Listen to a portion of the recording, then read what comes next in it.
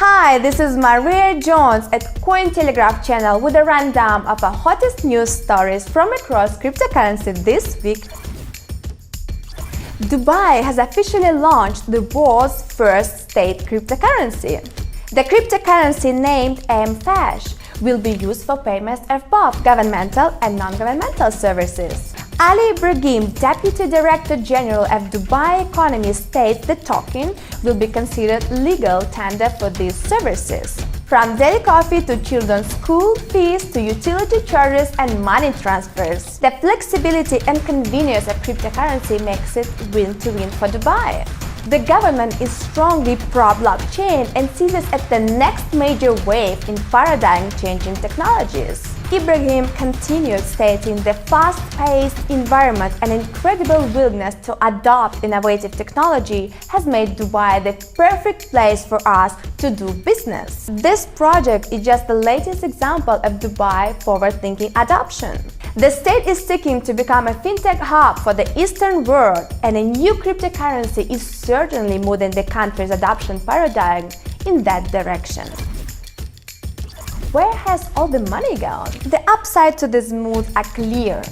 Companies make no profit from the use of cash. It lacks harvestable personal data and it has to be physically managed. In fact, cards are now the main form of payment in the country. The public uses them 3 times more than the average European. However, going cashless does have some downsides. One is that it marginalizes those who may not have bank account or a mobile phone.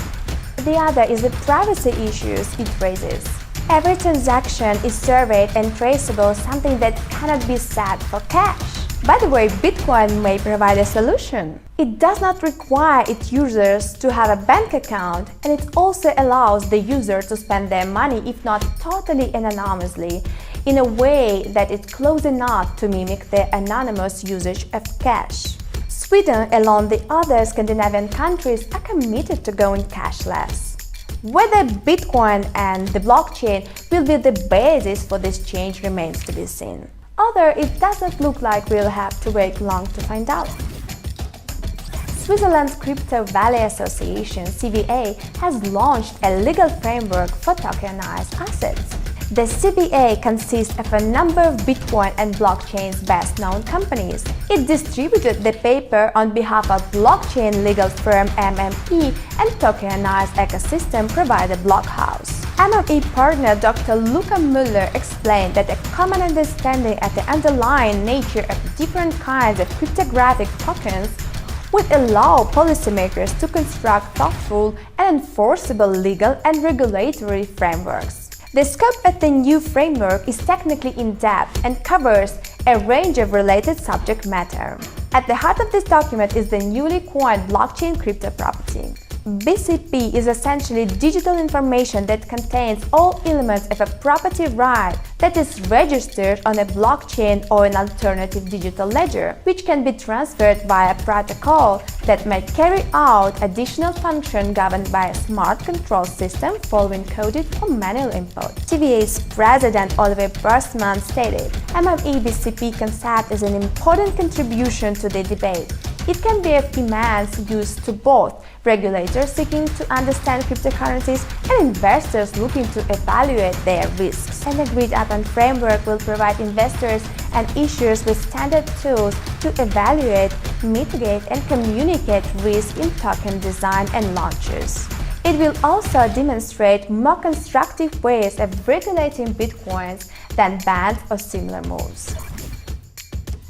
IBM has teamed up with the United Bank of Switzerland Group to work on a blockchain trade platform for major global banks. The future project, dubbed Batavia, will help banks and their clients automate the trade finance process, which is still highly manual and paper-based. They have already involved the likes of German's Commerzbank and Erste Group Bank, as well as Bank of Montreal and CaixaBank.